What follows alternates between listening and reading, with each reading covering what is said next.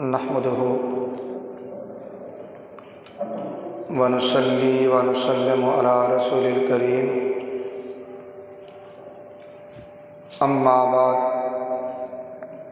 فاعوذ بالله من الشيطان الرجيم بسم الله الرحمن الرحيم فاعف عنهم واستغفر لهم وقال اللہ تعالی فی مقام آخر خذ العفو صدق اللہ مولانا العظیم ان اللہ وملائکتہ یصلون علی النبی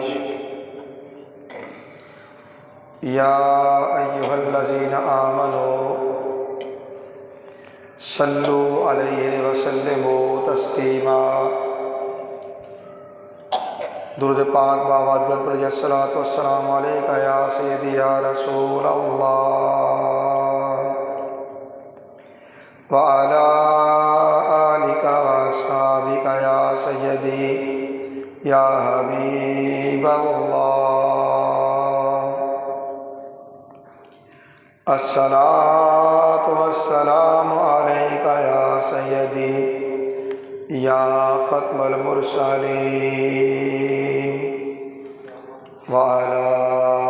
آلک واصحابک یا سیدی یا محبوب رب العالمین۔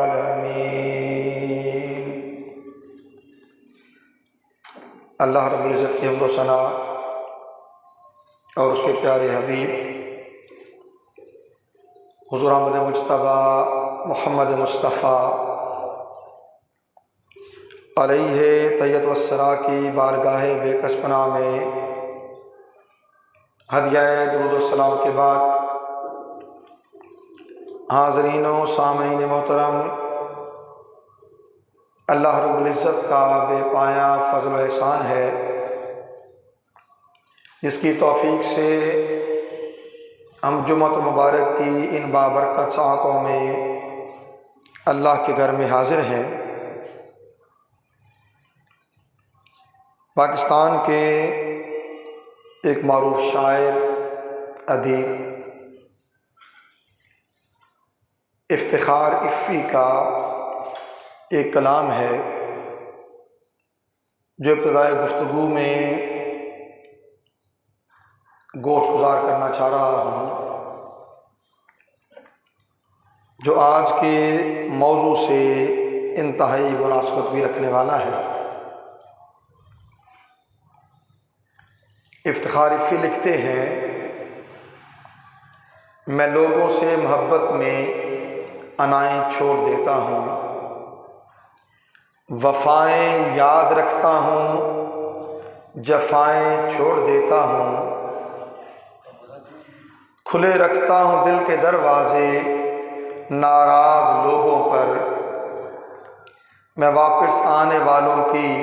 خطائیں چھوڑ دیتا ہوں، میں سب لوگوں سے ملتا ہوں ادب سے بات کرتا ہوں، میں سب لوگوں سے ملتا ہوں ادب سے بات کرتا ہوں، یہ شہرت اور بلندی کی ہوائیں چھوڑ دیتا ہوں، تکبر شور کرتا ہے کرو تذلیل لوگوں کی،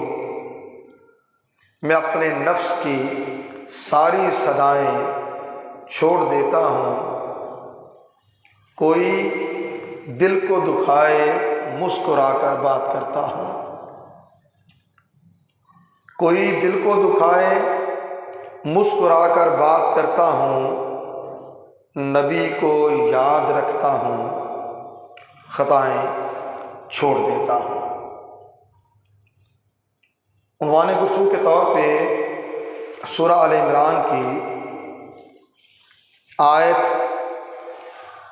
159 کا مختصر حصہ تلاوت کرنے کا شرف حاصل کیا، جس میں اللہ رب العزت نے رسول کونین صلی اللہ علیہ وسلم کو غزوہ احد کے موقع پر وہ صحاب رسول جو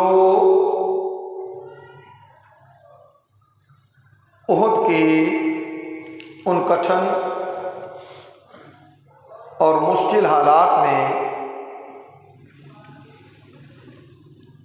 جبکہ رسول کونین صلی اللہ علیہ وسلم پر حملہ ہوا، آپ کے دندان مبارک شہید ہوئے، ہونٹ زخمی ہوئے، رخسار پر بھی زخم آئے اور خون بہا، اور ایسے حالات میں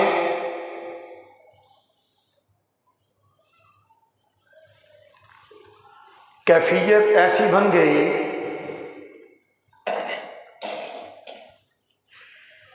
کہ بہت سے اصحاب رسول آپ کو چھوڑ کر اپنی جان بچاتے ہوئے بھاگ گئے،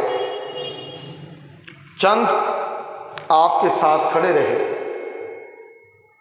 اور پھر جب حالات معمول کے مطابق آ گئے اور وہ صحابہ جو ان کٹھن حالات میں اپنی جان بچاتے ہوئے وہاں سے دور نکل گئے تھے، بھاگ گئے تھے، ان کی نسبت اللہ تعالیٰ نے رسول کونین صلی اللہ علیہ وسلم کو تعلیم فرمائی، فاعفو عنہم، اے حبیب صلی اللہ علیہ وسلم آپ ان سے درگزر فرمائیں، آپ ان سے درگزر فرمائیں، آپ انہیں معاف فرما دیں، واستغفر لہم، اور صرف یہ نہیں کہ آپ معاف فرما دیں بلکہ آپ حق تعالیٰ سے بھی دعا کیجئے کہ وہ بھی ان کی معافی کا اہتمام کر دے، وہ بھی انہیں معاف فرما دے، واستغفر لہم، ان کے لیے اللہ تعالیٰ سے بھی معافی طلب کیجیے۔ سورہ اعراف میں اللہ تعالیٰ نے فرمایا خذ العفو، معاف کرنے کو اختیار کیجیے، معاف کرنے کو اختیار کیجیے۔ آج اگر ہم اپنے معاشرتی حالات دیکھتے ہیں تو چھوٹی چھوٹی باتوں پر ناراضگی، غصہ، رنجش، دلوں میں کدورت، اس طرح کی نجاستیں پیدا ہو جاتی ہیں اور ہم لوگوں سے ناراض ہو جاتے ہیں، اور پھر موقع بے موقع ان کو ذلیل اور رسوا کرنے کا سوچتے ہیں۔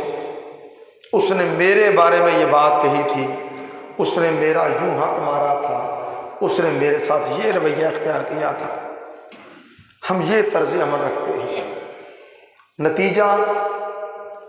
نہ خود سکون سے بیٹھتے ہیں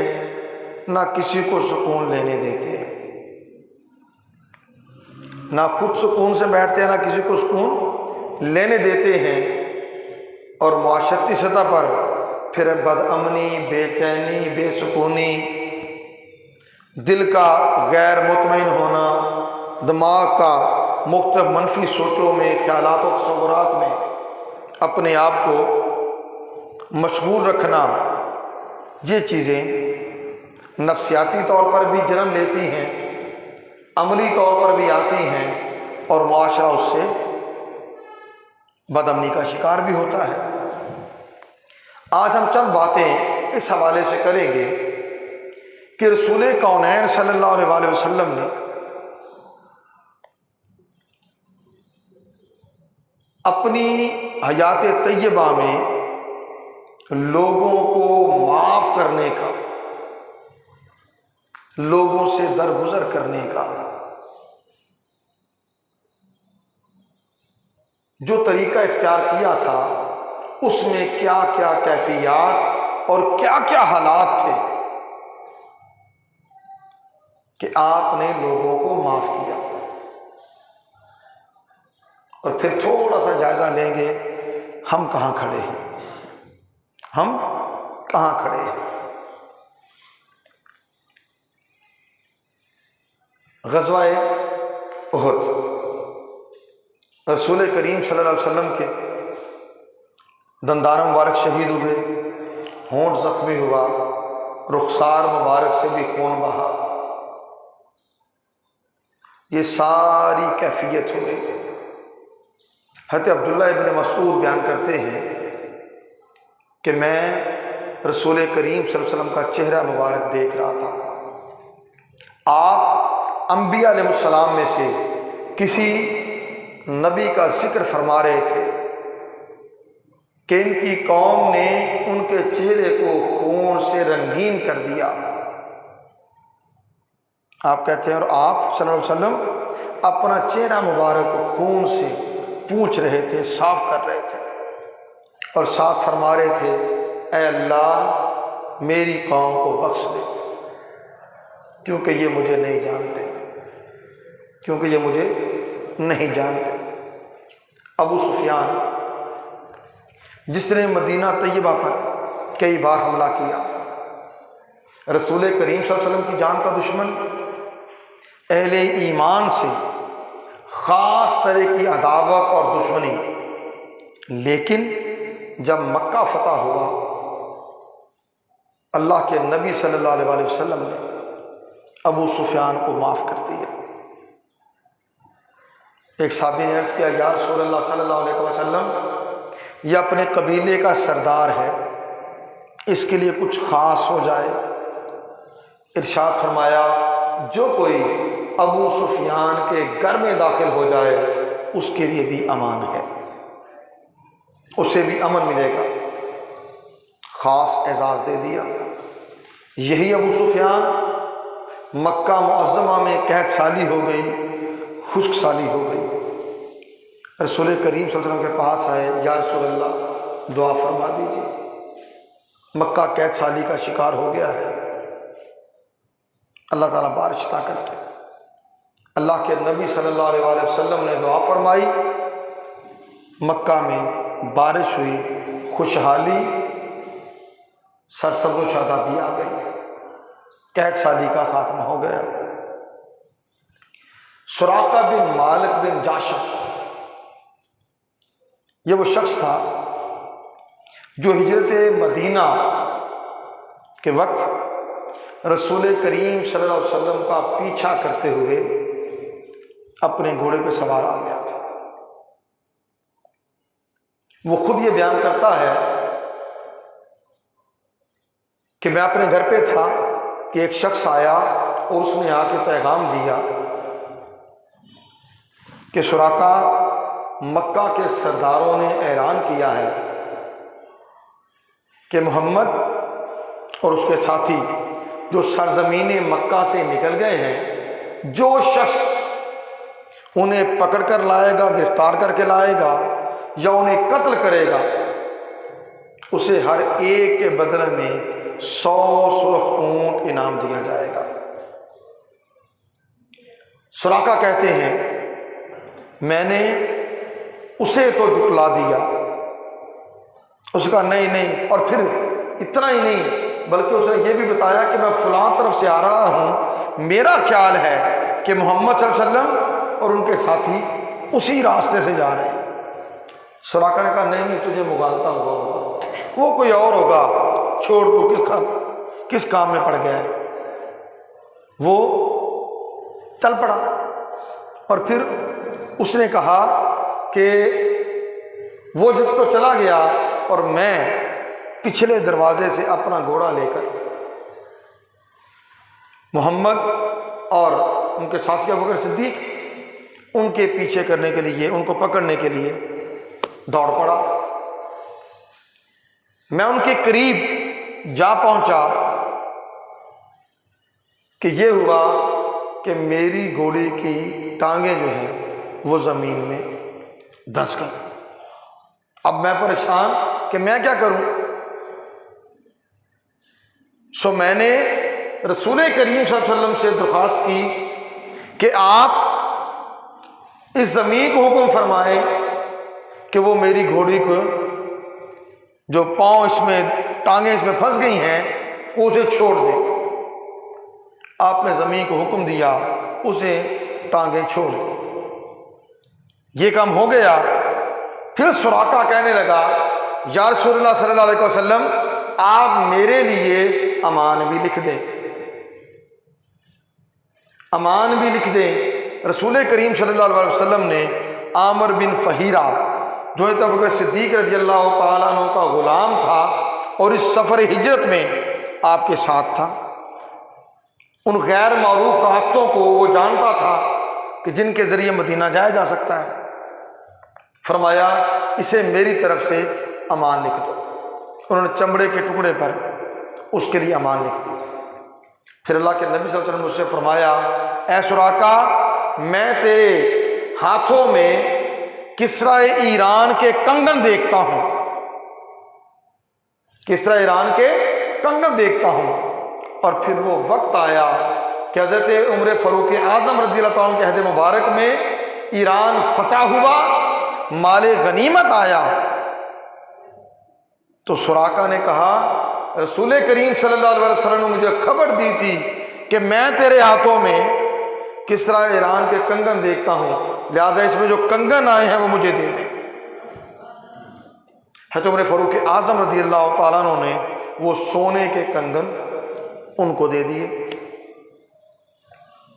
ایک شخص رسول کریم صلی اللہ علیہ وسلم سے قرض کا تقاضا کر رہا ہے اور قرض کا تقاضا کرتے ہوئے اس نے آپ سے بد کلامی کی، اور اس قدر بد کلامی کی کہ صحابہ کرام نے اسے مارنے کا ارادہ کر لیا۔ رسول کریم صلی اللہ علیہ وسلم نے فرمایا اسے چھوڑ دو، کیونکہ صاحب حق کے لیے بات کرنے کی گنجائش ہوتی ہے، اور فرمایا کہ ایک اونٹ خرید کر اس کا حق ادا کر دو۔ صحابہ کرام نے دیکھا جو اونٹ دستیاب ہوا وہ اس کے اونٹ سے بہت زیادہ بہتر تھا۔ رسول کریم صلی اللہ علیہ وسلم کی بارگاہ میں عرض کیا یا رسول اللہ صلی اللہ علیہ وسلم جو اونٹ دستیاب ہے، جو اونٹ مل رہا ہے وہ اس کے اونٹ سے بہت زیادہ اچھا ہے۔ فرمایا وہی خرید کر اسے دے دو، کیونکہ تم میں سے بہتر وہ ہے جو قرض اچھی طرح ادا کرے۔ پھر عمیر بن وہب اور صفوان بن امیہ دو لوگ حتیم کعبہ میں بیٹھے ہیں، باتیں کر رہے ہیں، اور عمیر بن وہب قریش کے شیطانوں میں سے ایک بڑا شیطان جو رسول کریم صلی اللہ علیہ وسلم اور آپ کے صاحب کو بہت زیادہ اذیت دیا کرتا تھا، اور مکہ میں رسول کریم صلی اللہ علیہ وسلم نے اور آپ کے صحاب نے عمیر بن وہب سے بہت سی تکالیف جو تھی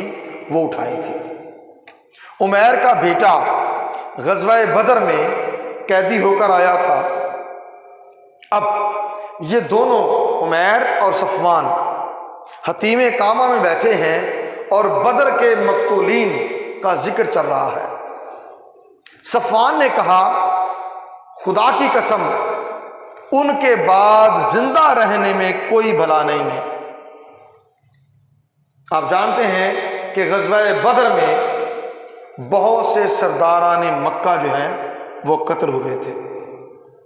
تو کہنے لگا ان کے بعد اب زندہ رہنے میں کوئی بھلائی نہیں ہے۔ یہ بات سنی تو عمیر بن وہب نے کہا تم نے سچ کہا، خدا کی قسم اگر میں نے قرض نہ دینا ہوتا جس کی میرے پاس گنجائش نہیں ہے، اور مجھے اپنے بال بچوں کے ضائع ہونے کا اندیشہ نہ ہوتا تو میں ابھی روانہ ہوتا اور محمد صلی اللہ علیہ وسلم کو قتل کر کے آتا۔ صفوان نے کہا اچھا یہ بات ہے، تجھے اتنی عداوت، اتنا بغض، اتنا عناد، تو پھر چھوڑ، تم چیزوں کی پرواہ نہ کر، تیرا سارا قرض میں ادا کروں گا اور تیرے بال بچوں کی ذمہ داری کا بھی میں ضامن ہوں۔ جہاں میرے بچے رہیں گے وہیں تمہارے بچے رہیں گے، اور جب تک وہ زندہ رہیں گے ان کا خرچ میں اٹھاؤں گا۔ دونوں میں معاہدہ ہو گیا۔ عمیر نے اپنی تلوار کو زہر میں ڈبویا اور مدینہ طیبہ کی طرف چل پڑا۔ مدینہ طیبہ پہنچا، حضرت عمر فاروق اعظم رضی اللہ تعالیٰ عنہ نے عمیر کو دیکھ لیا اور پکڑ کر رسول کریم صلی اللہ علیہ وسلم کی بارگاہ میں لے آیا۔ رسول کریم صلی اللہ علیہ وسلم پوچھا، اے عمیر کیسے آئے ہو؟ کیونکہ اس کا بیٹا بدر کے قیدیوں میں سے تھا۔ اس نے کہا بدر کے قیدیوں کے حوالے سے بات کرنے آیا ہوں۔ رسول کریم صلی اللہ علیہ وسلم فرمایا، اور یہ تم نے تلوار کیوں اٹھا رکھی ہے؟ کہنے لگا ان تلواروں کے لیے بڑی خرابی ہے، انہوں نے ہمیں کون سا کو بلا دیا ہے یا ہم سے کوئی مصیبت دور کر دی ہے؟ پھر رسول کریم صلی اللہ علیہ وسلم فرمایا کہ تم جھوٹ بول رہے ہو، تم اس مقصد کے لیے نہیں آئے، بلکہ تم اور صفوان بن امیہ حتیم کعبہ میں بیٹھے یہ باتیں کرتے آئے ہو اور اس کے ساتھ تم یہ معاہدہ کر کے آئے۔ وہ حیران ہوا اور کہنے لگا بات تو یہی ہے، لیکن اس بات کا میرے اور صفوان کے سوا کسی کو علم نہیں تھا۔ پھر کہا خدا کی قسم مجھے یقین ہے کہ آپ کو یہ خبر اللہ نے دی ہے، اور اللہ کا شکر ہے جس نے مجھے ہدایت دی۔ اس نے کلمہ پڑھا، دائرہ اسلام میں داخل ہو گیا۔ رسول کریم صلی اللہ علیہ وسلم نے اس کے قیدی اس کے بیٹے کو بھی آزاد کر دیا۔ پھر عمیر مکہ معظمہ آ گیا، دین کی تبلیغ کی، اور ان کی تبلیغ سے بہت سے لوگ مسلمان ہو گئے۔ عبداللہ ابن ابی رئیس المنافقین، منافقین کا سردار، اسلام کو بہت نقصان پہنچایا، بلکہ یوں کہیں کہ کوئی موقع ضائع نہیں ہونے دیا، ہر موقع پر کوشش کی اور اہل ایمان کو نقصان پہنچایا۔ یہی نہیں، رسول کونین صلی اللہ علیہ وسلم کی حرم محترم ازواج مطہرات میں سیدہ عائشہ صدیقہ رضی اللہ تعالیٰ عنہ پر تہمت بھی لگائی، افواہ سازی بھی کی، وہ مر گیا۔ رسول کریم صلی اللہ علیہ وسلم نے عبداللہ ابن ابی کے بیٹے کی درخواست پر اپنی چادر مبارک بھی عنایت فرمائی، اس کا جنازہ بھی پڑھایا، چادر بھی عنایت کی اور جنازہ بھی پڑھایا۔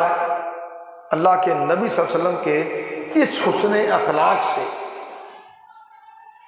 عبداللہ ابن ابی کے قبیلے کے 1000 افراد دائرہ اسلام میں داخل ہو گئے۔ ہند، جس نے رسول کریم صلی اللہ علیہ وسلم کے چچا حضرت امیر حمزہ رضی اللہ تعالیٰ عنہ کا کلیجہ غزوہ احد میں اپنے دانتوں سے چبایا تھا، اپنے دانتوں سے چبایا تھا، فتح مکہ کے بعد اللہ کے نبی صلی اللہ علیہ وسلم نے اسے بھی معاف فرما دیا۔ وہب بن حرب، وحشی بن حرب، جس نے حضرت امیر حمزہ رضی اللہ تعالیٰ عنہ کو شہید کیا تھا، اور حضرت امیر حمزہ رضی اللہ تعالیٰ عنہ کی شہادت پر رسول کریم صلی اللہ علیہ وسلم بہت رنجیدہ اور غمگین ہوئے تھے۔ مکہ فتح ہوا تو وہ اپنی جان کے خوف سے طائف کی طرف چلا گیا، پھر ایک وفد کے ساتھ رسول کریم صلی اللہ علیہ وسلم کی خدمت میں حاضر ہوا، طویل مکالمہ ہوا، اس نے اسلام قبول کر لیا۔ اللہ کے نبی صلی اللہ علیہ وسلم نے اسے بھی درگزر فرمائی، اسے بھی معاف فرما دیا۔ حبار بن اسود، یہ وہ بدبخت جس نے رسول کونین صلی اللہ علیہ وسلم کی صاحبزادی حضرت زینب رضی اللہ تعالیٰ عنہ، ان کی پشت مبارک میں نیزہ مارا تھا، اور اس نیزے کی بنا پر ان کا حمل وہ بھی گر گیا اور آپ بھی موت سے ہمکنار ہو گئی۔ رسول کریم صلی اللہ علیہ وآلہ وسلم کے پاس پھر جب وہ آیا، اس نے کہا اے محمد صلی اللہ علیہ وسلم، جس نے آپ کو برا کہا اسے بڑا برا کہا گیا، میں آپ کے پاس اسلام کا اقرار کرنے آیا ہوں۔ اس نے کلمہ پڑھا، اللہ کے نبی صلی اللہ علیہ وسلم نے اس کا اسلام قبول کیا۔ اس موقع پر ایک کنیز سلمہ وہ آئیں، حبار بن اسود کو دیکھا تو کہنے لگی اللہ تیری آنکھوں کو ٹھنڈا نہ کرے، تو وہی ہے نا جس نے فلاں فلاں فلاں کیا تھا۔ رسول کریم صلی اللہ علیہ وسلم نے اس لونڈی کو روک دیا، منع فرما دیا اور فرمایا اسلام نے اس کے تمام کاموں کو مٹا دیا ہے، تمام کاموں کو مٹا دیا ہے۔ یہ ہے اللہ کے نبی کا اسوہ۔ جان کے دشمن، بیٹی، پھر جو بھی نواسا پیٹ میں تھا، سگے چچا، ان کا قاتل، شہادت کے بعد ان کا کلیجہ چبانے والی ہند، اللہ کے نبی نے سب کے لیے معافی کے دروازے کھلے رکھے۔ ہم لوگ کیوں ایک دوسرے کو معاف کرنے کی طرف نہیں آتے؟ کیا اللہ کے نبی صلی اللہ علیہ وسلم کے اسوہ سے بڑھ کر اسوہ بھی کوئی کسی کا ہے؟ نہیں۔ رسول کونین صلی اللہ علیہ وسلم نے ارشاد فرمایا ارحموا من فی الارض یرحمکم من فی السماء، جو زمین پر ہیں ان پر تم رحم کرو، آسمان والا تم پر رحم کرے گا۔ اگر ہم آپس میں ہی ایک دوسرے کے لیے رحم کرنے والے نہیں ہیں، ایک دوسرے کو معاف کرنے والے نہیں ہیں، ایک دوسرے کے حقوق کا خیال رکھنے والے نہیں ہیں، ایک دوسرے کو احترام دینے والے نہیں ہیں، تو پھر یہ بتائیے ہماری معاشرتی بد امنی کا، بے سکونی کا، بے اطمینانی کا سبب ہمارے سوا اور کون ہے؟ ہم خود ہی سکون کی نیند نہیں سونا چاہتے، خود ہی بے اطمینانی کا شکار رہنا چاہتے ہیں، کسی کے لیے کدورت، انات، غصہ، ناراضگی اور پتہ نہیں کیسی کیسی چیزیں ہم نے اپنے من کی دنیا میں پال رکھی ہیں۔ جب من ایسی پلیدیوں سے نجس ہوگا، بتائیں سکون کہاں سے آئے گا، اطمینان کہاں سے آئے گا؟ آؤ کچھ اپنا آپ سنوارنے کی طرف آئیں۔ ہم کسی سے ناراض رہ کر شاید کسی کا تو کچھ نہیں بگاڑ سکتے، مگر اپنے من کو میلا ضرور رکھتے ہیں، اور اگر کوئی خود اپنے من کو میلا رکھے تو کون اسے پاک کرے گا، کون اسے صاف کرے گا؟ من میلا، تن میلا، سوچ میلی، جب سارا کچھ ہے ہی میل کچیل تو پاکیزگی کہاں سے آئے گی، طہارت کہاں سے آئے گی، سکون، اطمینان، سکھ، چین یہ کہاں سے آئے گا؟ اللہ تعالی ہمیں دلوں کو کشادہ کرنے کی توفیق عطا کرے، ہم لوگوں کو معاف کرنے والے ہوں، ناراضگیاں، غصے، کدورتیں، ان چیزوں سے اپنے من کی دنیا کو پاک کرنے والے، تاکہ ہمارا معاشرہ بھی ایسی پلیدیوں سے پاک ہو، خود بھی سکون سے رہیں، دوسروں کو بھی سکون سے رہنے کا حق دیں۔ وما علینا الا البلاغ۔